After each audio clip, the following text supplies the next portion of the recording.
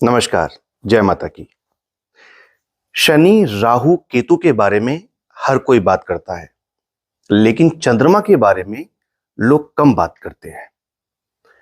वो चंद्रमा जो सुख और दुख निर्धारित करता है जन्म कुंडली के अंदर, और खास करके उसी पर कम ध्यान जाता है।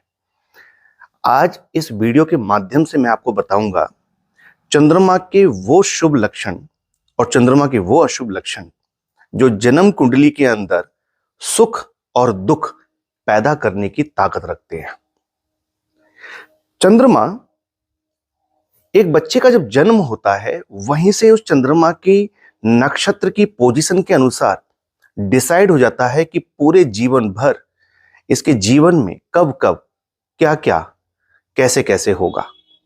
उस महादशा को तय करने वाला चंद्रमा ही है, कोई और ग्रह नहीं। और उस चंद्रमा से ही यह भी निर्धारित होता है कि जीवन के अंदर यह व्यक्ति कितना सुख और कितना दुख और कब कब भोगेगा। चंद्रमा को कम आंकने वाले लोग, मैं ये बात क्यों कह रहा हूं, क्योंकि ज्यादातर सुख दुख के लिए हम शनि को ढूंढते रहते हैं, राहु केतु को ढूंढते रहते हैं, लेकिन चंद्रमा को जब हम कम आंकने लगते हैं तो हमारी परेशानियां कभी खत्म नहीं होती। मैंने स्वयं अपने अनुभव में ऐसी बहुत सारी जन्म कुंडलियां देखी हैं जिसमें शनि राहु केतु नहीं बल्कि चंद्रमा के कारण व्यक्ति का पूरा जीवन परेशानियों में निकल गया। चंद्रमा की खराबी की अगर शुरुआत हो जाए और चंद्रमा बहुत कुंडली में खराब हो तो बचपन में ही वो अपने लक्षण दिखाने लगता है, और ऐसे इंसान का बचपन कष्ट में बीतता है। कुछ ग्रह जब ठीक हो जाते हैं जन्म कुंडली में, जैसे कि खास करके बुध या बृहस्पति, तो ऐसे में बड़े होने पर वो अपनी सूझबूझ और बुद्धि से अपने कष्टों को कम तो कर लेता है, लेकिन चंद्रमा फिर भी समय समय पर उसे तकलीफें देता ही रहता है। जब बच्चा पैदा होता है तो उसकी प्रथम गुरु मां ही होती है, जो चंद्रमा है। तो यहां से उसके लालन पालन शिक्षा दीक्षा, इस पर पूरा का पूरा चंद्रमा का अधिकार है। और यहीं से चंद्रमा का मेन रोल शुरू होता है। जब चंद्रमा शुभ हो तो अच्छी शिक्षा प्राप्त होती है, जब चंद्रमा अशुभ हो तो चाहने पर भी शिक्षा प्राप्त नहीं हो पाती। बहुत सारे लोगों की जन्म कुंडली में तो ये दोष तक आते हैं कि जन्म कुंडली के अंदर चंद्रमा के दूसरे ग्रहों के साथ योग बनाने से ऐसे योग भी क्रिएट हो जाते हैं कि व्यक्ति यदि पढ़ेगा तो पिता का धन घटेगा, व्यक्ति यदि पढ़ेगा तो उसकी शादी रुकी रहेगी, यानी कि विवाह या पढ़ाई में से कोई एक चीज ही उसको प्राप्त होगी। वो लोग जिनकी शिक्षा चल रही थी और उसी के साथ साथ उनका विवाह भी तय हो गया, और उसी के साथ क्या हुआ कि या तो विवाह टूटा या पढ़ाई डिस्टर्ब हुई, ऐसे बहुत सारे लोग दुनिया में होंगे। ये भी जन्म कुंडली के योग के आधार पर होता है, जब चंद्रमा ग्रहों के साथ योग बनाता है। अब सभी योगों के बारे में बता पाना तो एक वीडियो में मुश्किल है, लेकिन मैं चंद्रमा की बात कर रहा हूं, इसलिए जिन लोगों के जीवन में ये घटना घटी होंगी उन्हें अच्छे से पता होगा। प्रॉपर्टी के झगड़े, यानी कि दादाजी पिताजी की बहुत सारी प्रॉपर्टी है लेकिन उसमें पंगा पड़ा हुआ है, कोर्ट कचहरी लग रही है, या परिवार के लोग ही उस प्रॉपर्टी पर झगड़ रहे हैं, यह चंद्रमा का दोष है।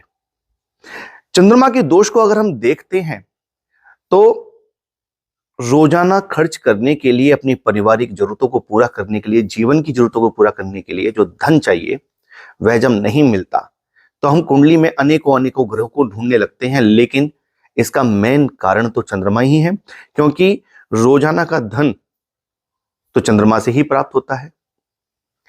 चंद्रमा जन्म कुंडली में खराब हो जाए तो व्यक्ति का मन स्थिर नहीं रहता, इस बात को तो सभी लोग जानते हैं, लेकिन यही चंद्रमा अत्यधिक क्रोध का कारण भी बनता है। जन्म कुंडली के 5वें घर में चंद्रमा हो और ऐसा व्यक्ति भूखे पेट रहने लग जाए, यानी कि अपने खाने का नाश्ते का प्रॉपर ध्यान न रखे, तो वो कहीं ना कहीं चिड़चिड़ा होने लगता है, अपने ही लोगों के साथ झगड़ने लगता है, क्योंकि उसका बीपी बढ़ना शुरू हो जाता है। तो ऐसे लोगों के लिए कहा जाता है कि खाली पेट ना रहें, खास करके मीठा खाएं। इसी प्रकार से जन्म कुंडली में चंद्रमा जब छठे भाव में हो तो कहा जाता है कि जब पानी और दूध किसी को दिया, यानी कि किसी प्यासे को पानी दिया जाए तो अति पुण्य की बात है, लेकिन छठे घर के चंद्रमा वाले व्यक्ति को तो साफ इनकार है कि भाई पानी, दूध, शरबत का दान नहीं करना है। तो सोचिए ये चंद्रमा कितना खराब होगा। क्योंकि छठे घर में जब चंद्रमा बैठ जाए तो कहा जाता है कि ऐसा व्यक्ति को जब तक वो रिश्वत ना ले तब तक वो कामयाब नहीं होता, और अपने कार्यों के लिए जब तक कि वो रिश्वत ना दे तब तक उसके काम भी नहीं बनते।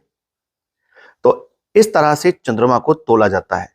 जन्म कुंडली में चंद्रमा जब 12वें घर में चला जाए तो ऐसे व्यक्ति के लिए तो ये बोला गया है कि कभी तो वो बहुत धनवान दिखेगा और कभी निर्धन, क्योंकि पैसे की बचत कैसे करनी है वो मैनेजमेंट उसको आता ही नहीं है।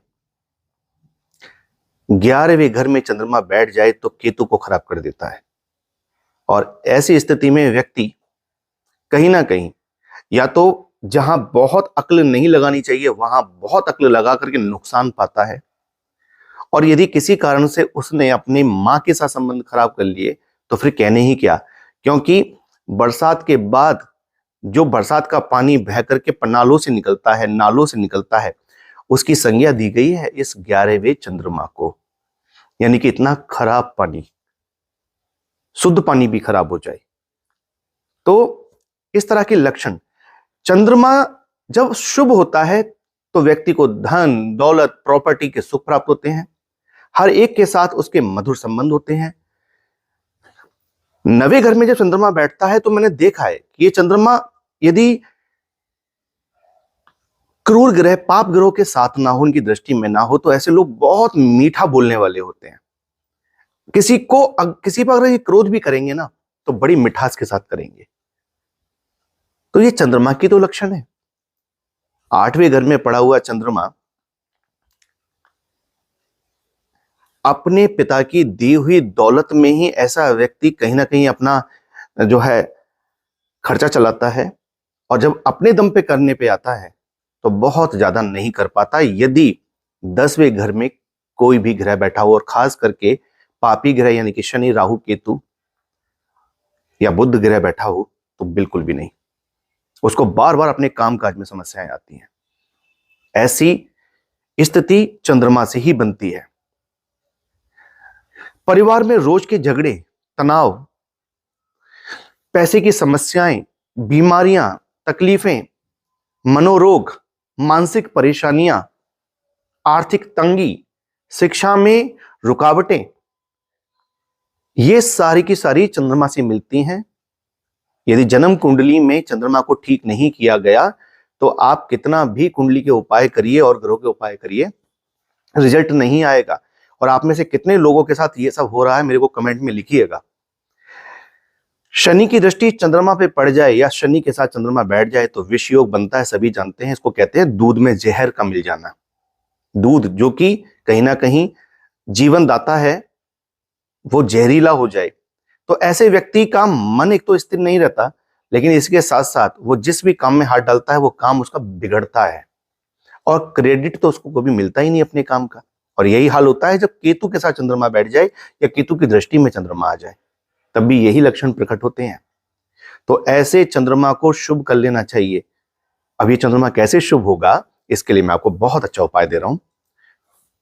यदि आपको धन की समस्या हो रही है तो फिर आपके लिए बहुत अच्छा उपाय है कि प्रत्येक सोमवार को आप मंदिर के अंदर चावल और मिश्री अथवा बताशों का दान करें। दूध भी दे सकते हैं, लेकिन जन्म कुंडली में चेक कर लीजिएगा कि कहीं चंद्रमा छठे घर में तो नहीं है, तो दूध का दान भी कर सकते हैं। अगर चंद्रमा छठे घर में है तो दूध का दान छोड़ करके मिश्री, चावल अथवा बताशे या मीठे रंग जो फुल्लियां आती हैं उनका अगर आप प्रत्येक सोमवार को मंदिर में दान करते हैं तो धन की समस्याएं आपकी खत्म होनी शुरू हो जाएंगी। और यदि आपको मानसिक परेशानियां हैं, शारीरिक कष्ट लगे हुए हैं, तो फिर आपको सोमवार को पानी में दूध और थोड़ी सी चीनी मिला करके बरगद के पेड़ को चढ़ानी चाहिए और उसकी गीली मिट्टी को माथे से लगाएं। यह उपाय उन बच्चों के लिए भी किया जा सकता है जो पढ़ाई में कहीं ना कहीं पिछड़ रहे हैं या जिनका पढ़ाई में मन नहीं लगता। इसी के साथ साथ